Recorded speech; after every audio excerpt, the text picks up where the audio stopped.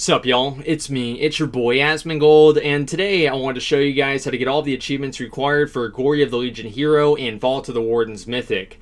Ever since I started this series, this has been probably the most popular request and the most asked for episode, given on how convoluted these achievements kind of are, and also how in the first achievement's case, how basically bugged out they are. You used to need to have like 3 or 4 prop paladins to do this because basically the mechanics were broken, and since then it has been fixed, and so you don't need to do that anymore, and so I'm going to show you guys how to get it done. So it's called I Ain't Even Cold, and it's from Ashkelon. What you need to do is you need to kill Ashkelon while all members of your party have the debuff called Fired Up. Now the way you get Fired Up is by soaking one pool of lava that Ashkelon puts down. There are going to be little puddles of lava all around the room. Whenever you go stand in a puddle of lava, it absorbs that puddle and also gives you a dot. Whenever you gain 5 stacks of this dot, it gives you a second debuff called Fired Up. Now Fired Up makes you take 50% more damage, and so this is, if for nothing, this is basically a healer achievement. Like if you have a good healer, this achievement's going to be hard. But if you have a bad healer, this achievement's going to be impossible. So you want to make sure that you have a good healer for this, and you can even double up on healers if you need to. Damage really isn't very important, and the only other thing you really need to worry about here is controlling the ads. Now, all around the room, he's going to summon little volcanoes. Now, volcanoes summon ads, and so you want to use countermeasures. Here's kind of like what we were thinking about doing it, and how we did it is we waited for 3 people to gain the debuff, the Fired Up debuff. Then we use countermeasures, which clears out all the volcanoes, stuns the ads, removes the fire, and basically gives you a breather for the fight. And then we had countermeasures wear off, get the boss really low, and have the healer get the Fired Up debuff, and then we had the tank do it last, which was me. If you can double up on tanks or healers, this achievement is going to be a lot easier, but it's not necessarily required. Now, what I would recommend for you guys to do is to have your most durable DPS do get the debuffs first, and have all 3 of your DPS get debuffs, then have your healer get it, and then also last have your tank. Obviously you don't want to be healing your tank all the way through this throughout the entire fight with everybody else soaking a debuff whenever your tank's already taking 50% more damage. So another thing that I want to let you guys know is that the embers all around the room, they cast 2 abilities. They cast Sear, which is just a direct damage ability. You can interrupt it if you can, and also they cast Detonate. If they're alive long enough, they cast Detonate, and also if they soak one of the pools of lava, they cast Detonate. And so you want to make sure that you kill the embers as soon as possible, and you soak the lava that's going to hit them, because obviously the Detonate does AoE damage to everybody in the group, and so if people are already taking extra damage, it makes healing that much harder. So as you can see right there, I gained all stacks of the debuff, or 5 stacks of the debuff. I got a little bit of a cooldown. Actually, I didn't gain a lot. I used all of my cooldowns, and I taunted the boss off of Reg, who was also off tanking, and it was no big deal. And at that point, everybody had the debuff. So it was very, very easy to do. The main thing, just make sure one person does it at a time, so the healer can focus that person and heal them up, and then rotate around. Also, make sure that the person, forgot to mention this, whenever you gain the stacks, you want to use a personal cooldown. So second achievement we're going to be looking at here is called Who's Afraid of the Dark. Now, the way this works is Cordana at 40% casts Creeping Doom. That's like the little wall of like the undead, like watchers or whatever, and there's like an opening, and you have to navigate all of Creeping Doom, I think that's what it's called, right? Yeah, Creeping Doom, without using the light. Now, the light allows you to see where those guys are, but you can still find out if you just pay attention to where they are. They're going to be little like pulses, and whenever the pulses come out, you can see that there's going to be a gap in those pulses, and obviously the gap is where the ads are going to be. Now, what makes this difficult really is using and I guess like micromanaging the light, and also being able to handle the deepening shadows. And the deepening shadows are the defile like things that spawn on the ground. Now, she spawns those all throughout the fight. What you do not want to happen is for Creeping Doom to come out and nobody has the light, and still the shadows, the deepening shadows, the defile thing is still in the room. And so you want to make sure that right before she hits 40%, you clean out all the deepening shadows, then you push her. And so this is exactly what you want to be looking at. No deepening shadows, the light is down, and make sure that the light is down before she actually makes the cast, just to be safe.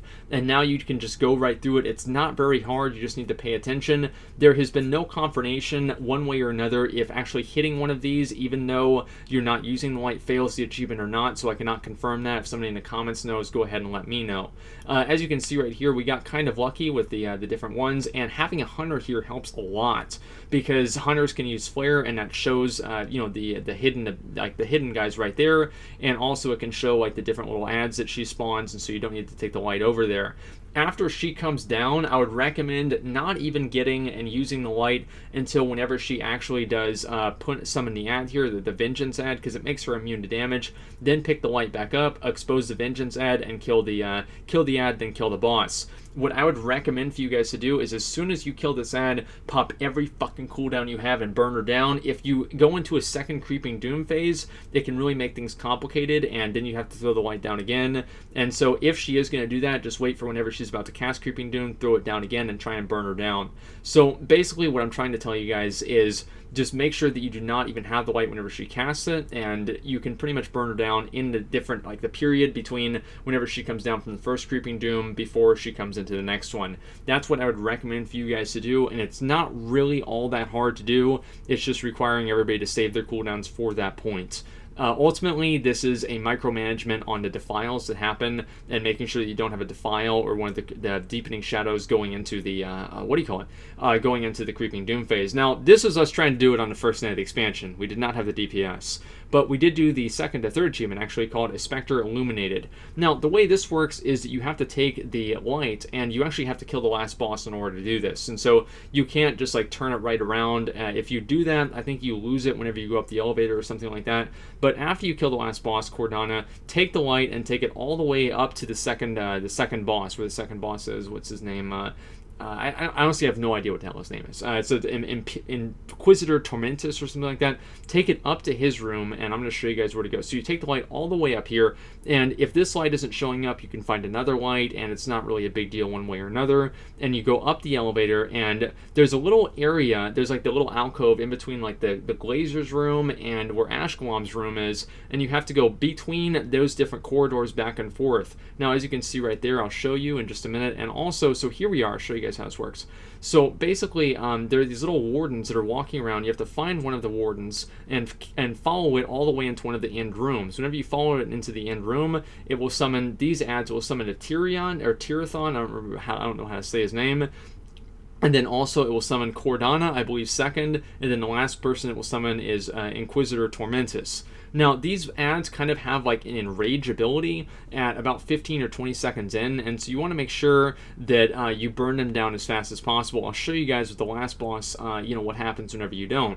So again, you can kind of like just walk back and forth and make sure that you find the kind of like the hidden wardens that are walking back and forth in these two areas. And you can see Cordana right there. There's like 3 or 4 of the deepening things right here, and so you want to burn her down before they cover the whole room and basically kill everybody.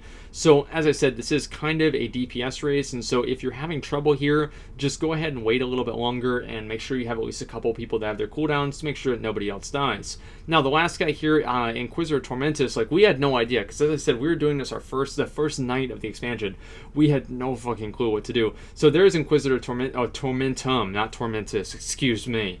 So just make sure you burn them down. I'm going to show you guys what happens if you don't kill these guys fast enough. It's very, very, very bad.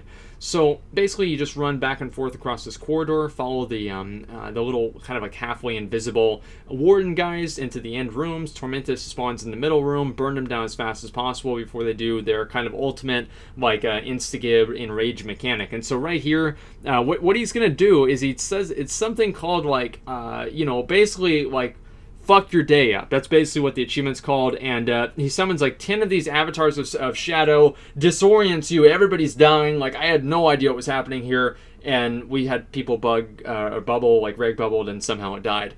And then we got the achievement of Specter Illuminated. So this achievement is pretty easy to do. It's just a lot of people had no idea how to do it. So hopefully this clears everything up.